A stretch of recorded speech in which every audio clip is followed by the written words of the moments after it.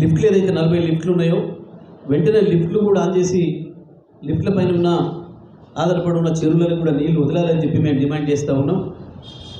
ఎందుకంటే చాలా వరకు తోటలు కూడా ఉన్నాయి.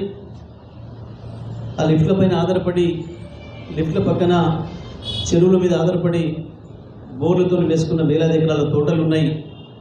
వాటి భవిష్యత్తు అగమ్య గోచరంగా ఉంది. తోటలకు సంబంధించిన రైతాంగం కూడా బాగా ఇబ్బంది పడుతున్నారు. మరి వెంటనే ఆ కార్యక్రమం తీసుకోవాలి. ఎక్కడ చూసినా చెరువులన్నీ ఎండిపోయి ఉన్నాయి. మొత్తం పశువులకు ఇబ్బంది వస్తూ ఉంది. ఎందుకంటే మంచినీళ్ళు సరిగా రావడం లేదు. తప్పకుండా గతంలో చెరువులలో వాగులలోనే పశువులు నీళ్ళు తాగేవి. ఇవాళ వాటికి కూడా నీళ్ళు దొరకని పరిస్థితి వచ్చింది. అందుకే వెంటనే ఏదైతే ఇవాళ సాగర్లో నీళ్ళు తీసుకుపోతున్నారో ఎడమకాలంలో కిందికి ఆ నీళ్లను లిఫ్ట్ల ద్వారా లిఫ్ట్ల పైన ఉన్న చెరువులను కూడా నింపాలి, కింద ఉన్న చెరువులను కూడా నింపాలని చెప్పి మేము బీఆర్ఎస్ పార్టీగా డిమాండ్ చేస్తూ ఉన్నాం. ప్రభుత్వం వెంటనే కదలాలి. ఈ జిల్లాలో ఉన్న ఇద్దరు మంత్రులు కూడా వెంటనే దీనిపైన స్పందించాలి. మన కళ్ళ ముందు పోతున్న నీళ్లను తప్పకుండా మనం ఉపయోగించుకోవాలి. ఇప్పటికి కూడా ఇంకా 515 పైన ఉన్నాయి నీళ్లు.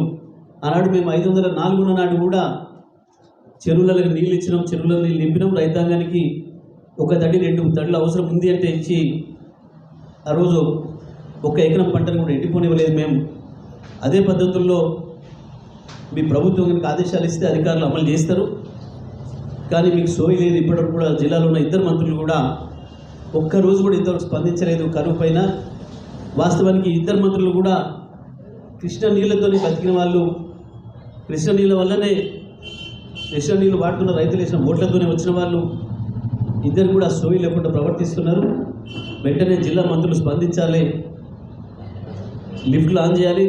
ఎడమకాలం పైన 40 లిఫ్ట్లు ఆన్ చేయాలి. ఎస్ఎల్బీసీ ద్వారా కూడా తప్పకుండా కింద ఉన్న చెరువులన్నీ కూడా నింపాలని చెప్పి, ఎడమకాలం ఆయకట్టు పరిధిలో ఉన్న చెరువులన్నీ కూడా నింపాలని చెప్పి మేము బీఆర్ఎస్ పార్టీగా డిమాండ్ చేస్తాము.